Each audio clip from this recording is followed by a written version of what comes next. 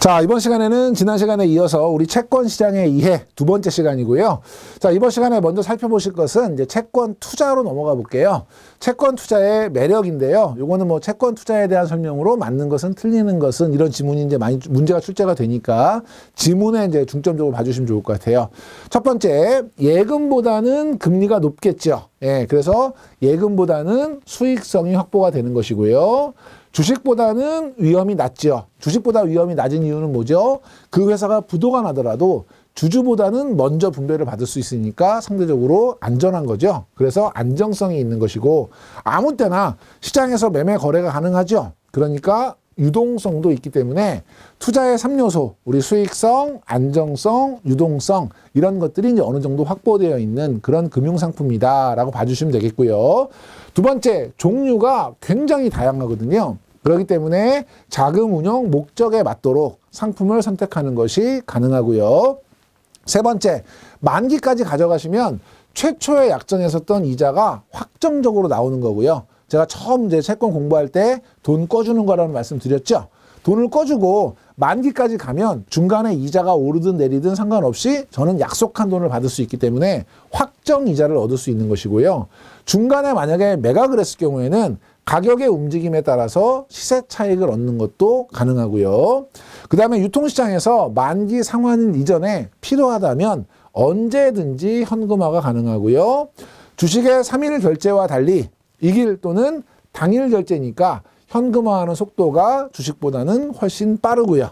소액 거래를 원하는 개인인 경우에는 RP 방식으로 만기가 짧게 쪼개져 있는 환매 조건부 거래 방식으로 거래할 수 있다는 것도 장점이고요. 증권사에 만약에 예탁해서 거래하는 경우에는 이자 수령이라든지 관련된 업무를 무료로 대응을 해주기 때문에 거래의 편의성도 도모할 수 있는 그런 매력이 있는 것입니다. 그 다음 중 채권 투자에 대한 설명으로 맞는 것은 틀리는 것은 그런 지문 여러분 염두에 두시고요. 문제 나온 거 한번 볼게요. 주식에 비해서 수익성이 높고 예금 상품보다 안전하다. 예, 바뀐 거죠. 예금보다 수익이 높고 주식보다는 안전한 건데 이렇게 바꾸는 형태로 문제를 내고 있으니까 여러분이 빨갛게 표시해드린 중요한 특성들은 잘 정리해 주시면 좋겠습니다. 자, 다음에 채권 수익률입니다. 채권의 수익률은 한마디로 얘기하면 만기에 받을 그러니까 뒤에 보면 얻어지는 현금이라고 하는 것이 뭐냐면 만기에 받을 돈을 얘기하는 거죠. 만기 환급금을 얘기하는 거예요. 현금 흐름의 현재 가치, 만기에 얻어지는 현금 흐름 현재 가치와 채권의 시장 가격, 채권의 시장 가격이라는 건 지금 내가 낸 돈을 얘기하는 거죠. 이거를 일치시켜주는 할인율이다라고 하는데요. 예를 들면 제가 지금 뭐 1억 500만 원을 받았다. 만기에 제가 받을 돈이 1억 500만 원이에요. 이 채권을 제가 1억에 샀어요. 1억에. 그리고 1년 운용을 했어요. 그럼 우리 복리 계산하는 공식 어떻게 계산했죠? 곱하기 1 플러스 R의 N승인데 1년이니까 N은 1이 되겠죠. 그러면 채권 투자에서 얻어지는 현금 흐름의 현재 가치 나중에 내가 받을 1억 500만 원하고 지금 채권의 가격 1억을 일치시켜주는 똑같게 만들어주는 요 수익률은 몇 프로야? 하면 몇 프로가 되겠어요? 5%가 되겠죠. 그렇죠? 채권의 수익률은 결국 만기에 내가 받을 돈과 지금 내가 투자한 돈, 이 투자한 돈은 채권의 가격일 테니까 채권의 가격을 일치시켜주는 수익률이다. 이렇게 정리를 해주시고 채권의 가격을 나타내는 지표가 되기도 하고 예금 이자율과 같은 개념으로 사용할 수 있다. 이런 개념입니다. 자, 채권 수익률의 종류. 이게 시험에 아주 많이 나오죠. 그래서 얘는 수익률 중에 누구냐? 이게 이제 제일 많이 나오고요. 일부에 대해서만 이제 세부적인 내용 같이 참고해 주시면 되겠습니다. 첫 번째, 표면 수익률. 표면 수익률 아까 우리 봤던 거죠? 표면 수익률은 뭐예요? 뭐에 대한 수익률이죠? 액면 가격에 대한 수익률이에요. 그래서 채권 표면에 기재된 수익률, 즉 액면 가격에 대한 수익률이고 재투자 개념이 없고 달리로 수령한다라는 개념이고요. 발행 수익률은 채권을 맨 처음에 발행한 가격이 있고 만기에 받을 돈이 있죠. 그 발행된 가격 대비 수익률이에요. 그래서 채권 발행 시 매출 가격으로 산출된 수익률, 이걸 우리가 발행 수익률이라고 하고 유통 수익률, 이것이 이제 일반적으로 저희가 의미하는 수익률이죠. 시험에 가장 많이 나오는 거고요. 유통시장에서 매매되면서 시장 여건에 따라서 형성된 수익률 해서 채권 시장의 대표 수익률이고요. 이걸 우리가 만기까지 가서 계산한다고 해서 만기 수익률이라고도 하고, 아까처럼 내가 나중에 받을 돈하고 지금 내가 산 채권의 가격을 일치시켜주는 내부 수익률이라고도 하고, 시장에서 형성됐다고 해서 시장 수익률이라고 합니다. 얘는 누구냐? 유통 수익률이다. 이런 시험 문제 아주 많이 나와요. 그래서 박스 안에다가 요 정의를 놓고 얘는 수익률 중에서 누군지 매칭해야 되니까 여러분이 유통 수익률의 정의는 꼭 기억해 주시고요. 연 평균 수익률, 예전에는 저희가 연 환산 수익률이라고 했는데요. 지금 이제 용어를 연 평균 수익률이라는 용어로 이제 바꿔서 사용하고 있습니다. 그래서 이건 뭐냐면 만기가 1년 이상인 채권의 연 단위 평균 수익률이에요. 그러니까 만기까지의 총 수익률을 원금으로 나누면 전체, 예를 들면 3년짜리인데 수익이 났으면 3년치 전체 수익률이 계산이 될 거 아니에요. 그러면 그거를 해당 연수 3년이면 단순하게 3 이렇게 나누어서 계산한 단기 수익률, 이걸 우리가 연평균 수익률이라고 합니다. 관련한 계산 문제가 있는데요. 맨 밑에 한번 볼게요. 매출가액이 100만 원이고요. 만기 금액이 124만 원이에요. 그럼 우리 얼마 더 이익이 난 거예요? 24만 원 이익이 났죠? 그러면 24만 원은 매출가액 100만 원 대비 수익률 몇 프로죠? 24%예요.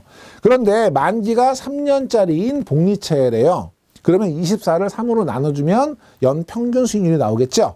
그러면 연평균 수익률은 24 나누기 3, 8%.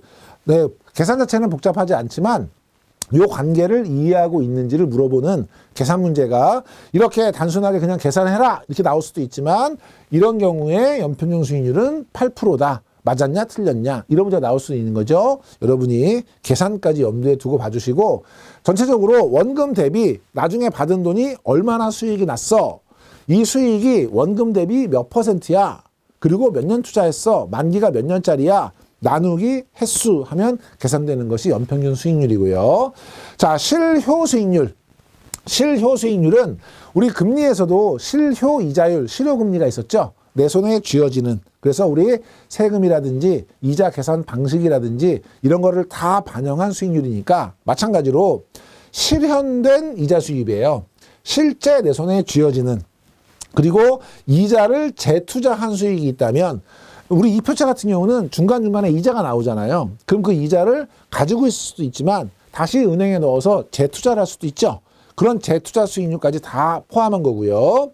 자본 수익까지 다 감안한 합계, 이거를 실현 총 수익에 대해서 매입 가격 대비 얼마나 났어니까요. 얘는 뭐냐면 단순한 이자뿐만이 아니라 이자를 재투자한 것이라든지 중간에 매각을 했을 때 발생된 자본 수익이라든지 이런 여러 가지 것들을 다 합쳐서 채권 투자를 해서 실제 내가 얻을 수 있는 내 손에 쥐어지는 수익이 얼마야. 이게 이제 실효 수익률이니까 실효금리하고 개념은 비슷합니다.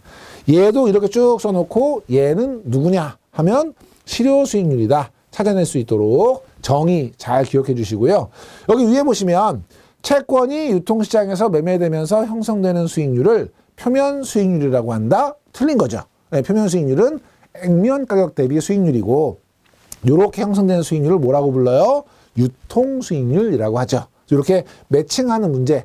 지금 이 경우에는 지문으로 나왔지만 박스 안에 넣어놓고 얘는 누구냐라고 하면 찾아낼 수 있도록 여러분이 각각의 정의를 잘 매칭하는 거를 좀 연습을 해보시면 좋을 것 같습니다.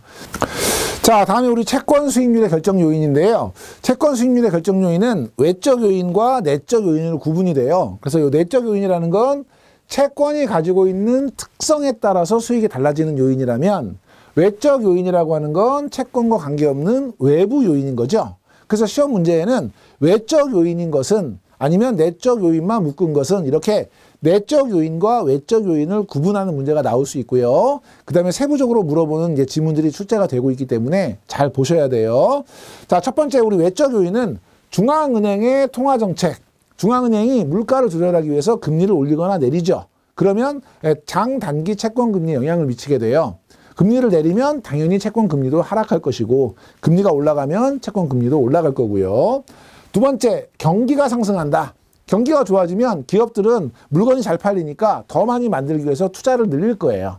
개인들은 소비를 늘릴 거예요. 그러면 시장에서 돈이 필요한 사람들이 더 많아지는 거죠. 자금에 대한 수요가 늘어나요. 다시 얘기하면 돈을 빌리고 싶은 사람이 많아지는 거죠. 돈을 빌릴 때 채권을 발행하면서 돈을 빌리니까 채권의 공급이 늘어나는 거예요. 공급이 늘어나면 모든 재화는 공급이 늘어나면 가격은 하락하고요. 가격은 떨어지죠. 공급을 많이 하면. 대신에 채권 같은 경우는 가격과 수익이 반대 방향이니까 수익률은 올라가는 거예요. 그래서 경기가 상승하게 되면 가격은 하락하고 수익률은 상승하는데 이거 여러분이 그냥 직관적으로 생각하시면 너도 나도 돈을 빌리고 싶어 해요. 여러분이 돈이 있어요. 누구한테 빌려주겠어요? 금리를 많이 주겠다는 사람한테 빌려주겠죠. 그러니까 금리가 올라가는 거고요. 자, 물가가 상승한다. 물가가 상승하면 같은 소득이라도 실질 소득은 감소하겠죠. 실제 돈의 가치는 떨어질 거예요. 그럼 사람들이 투자를 할 때 더 많은 수익을 요구하겠죠. 그러니까 채권의 수익률은 상승하고요. 가격은 하락하게 되는 것이고 시중에 자금이 풍부하다. 그러면 돈이 흔하죠. 그럼 돈값, 시중금리는 하락할 거고 시중금리가 하락하면 당연히 채권 수익률은 하락할 거고 가격은 반대 방향이니까 올라가겠죠.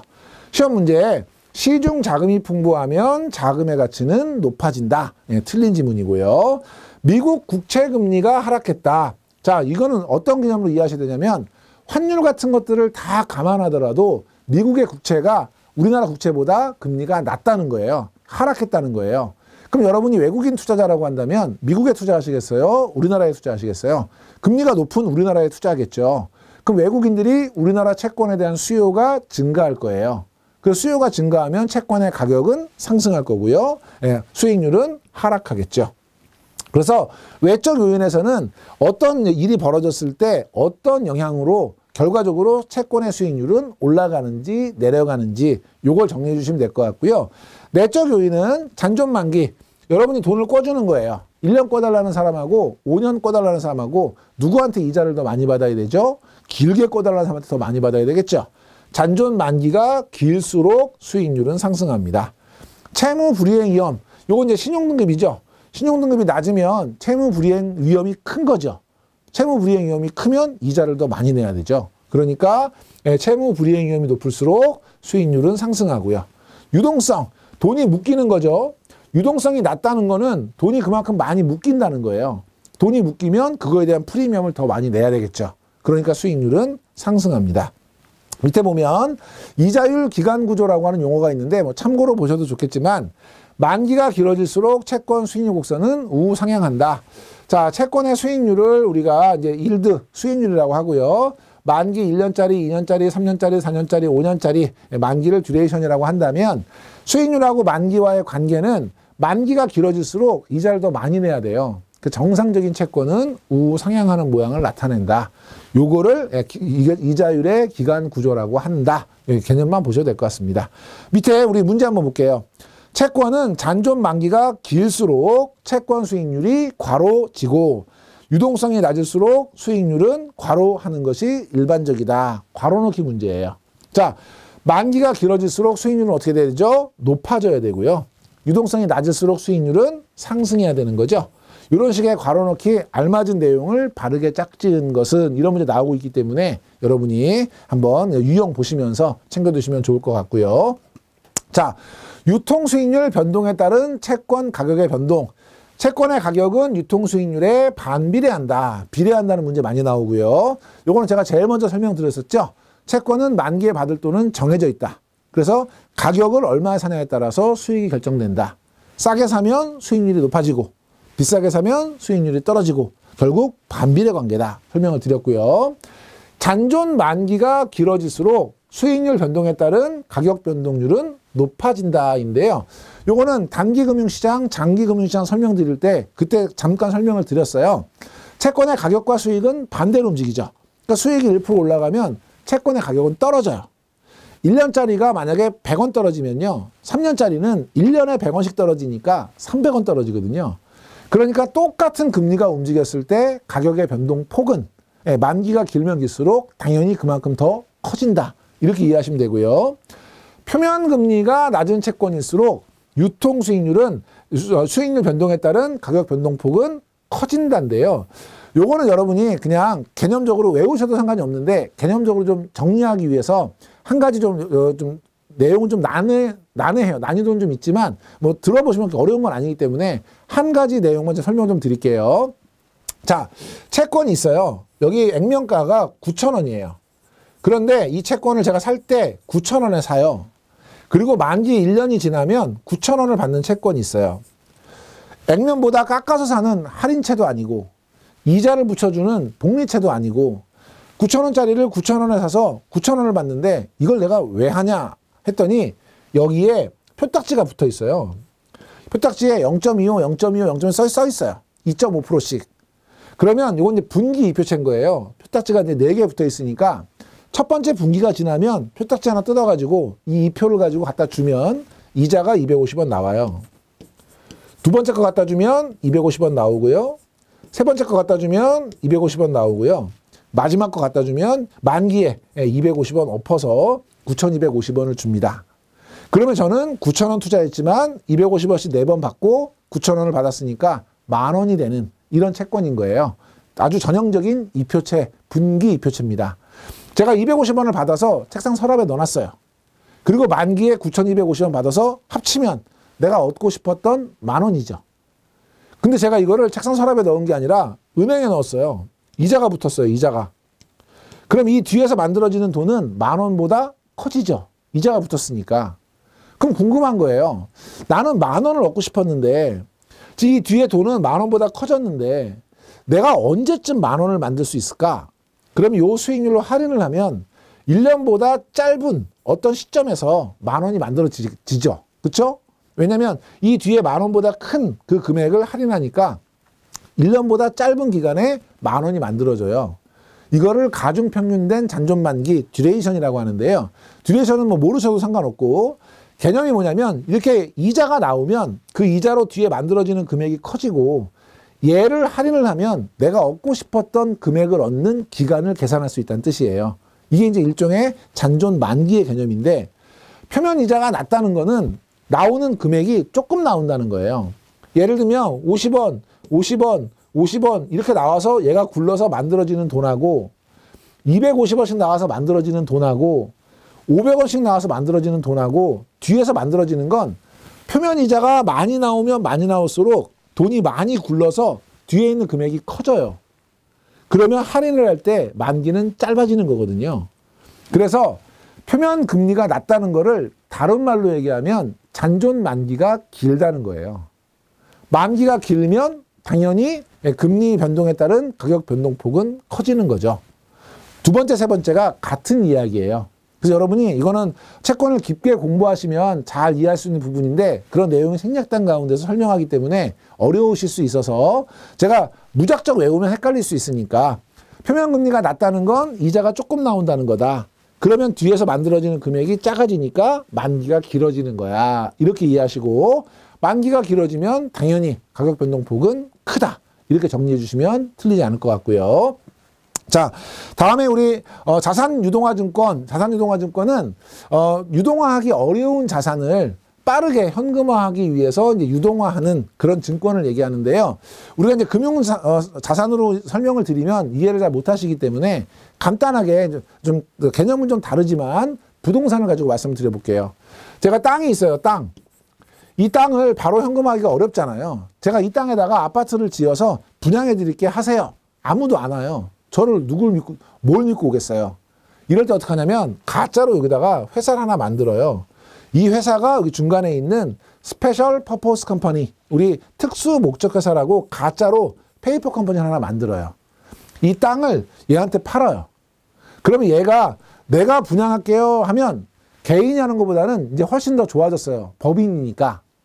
그럼 이 회사는 지금 처음 만들어진 회사니까 사람들이 잘 모르잖아요. 그러니까 이 회사가 신용을 보강해요. 돈 필요하신 분은 우리나라 굴지의 K은행에서 대출해 드릴게요. 이 아파트 우리나라 굴지의 S건설이 짓습니다. 이렇게 해서 광고를 하는 거죠. 그럼 사람들은 이 업무를 누가 하는지 모르고 S건설에서 짓는 아파트 광고는 뭐 삼성 레미안 몇 차 이렇게 나가는 거죠. 그럼 사람들이 돈을 막 내는 거예요. 돈을 내면 이 돈을 가지고 땅값 주고 건물 지어서 일반 분양, 조합원 분양 해서 이루어지는 게 우리 일반적인 분양의 형태예요. 이것도 일종의 매각하기 어려운 땅을 가지고 개발 사업이 진행되기 어려운 땅을 가지고 유동화하는 개념이라고 볼 수 있는데 땅이 아니라 이게 30년짜리 주택담보대출이다. 또는 카드 대출이다. 이 대출을 현금화하기 어려우니까 가짜로 회사를 하나 만들어서 이 회사를 통해서 모집을 해서 현금화하는 이런 증권을 우리가 자산 유동화 증권이라고 하는데요. 그럼 이 땅 주인의 입장에서는 원래 내가 이렇게 돈을 모으면 부채를 또 안아야 되는데 지금 회사를 앞장 세웠잖아요. 그럼 이 부채들은 이 회사의 부채지 이 땅 주인의 부채가 아니거든요. 땅 주인의 입장에서는 재무 구조가 좋아진다는 게 특징이에요. 그런 내용들이 있기 때문에 제가 설명을 좀 드려볼게요. 최근에는 문제가 좀 종종 나오고 있어서 여러분이 잘 기억해 주셔야 됩니다. 첫 번째, 대출 채권과 같은 기간이 길고 유동화하기 힘든 이런 자산을 보유자산을 기반으로 해서 발행하는 증권이에요. 우리 기업어음을 발행할 때도 입만 가지고 저 돈 빌려주세요. 이렇게 발행하는 게 일반적인 기업어음 CP라면 자산을 담보로 해서 발행하기도 합니다. 이게 Asset Based CP, ABCP라고 하는 건데 이거는 자산을 근거로 발행하는 거예요. 시험 문제에 자산 유동화 증권은 상장 주식을 기초로 발행된다. 틀린 거예요. 왜 틀린 거예요? 상장 주식은 원래 유동성이 있는 언제든지 현금화할 수 있는 자산이기 때문에 이런 자산 유동화 증권의 기초자산으로 활용하지 않는다는 거고요. 과정은요. 자산 유동화를 위해서 가짜 회사 SPC를 하나 만들어요.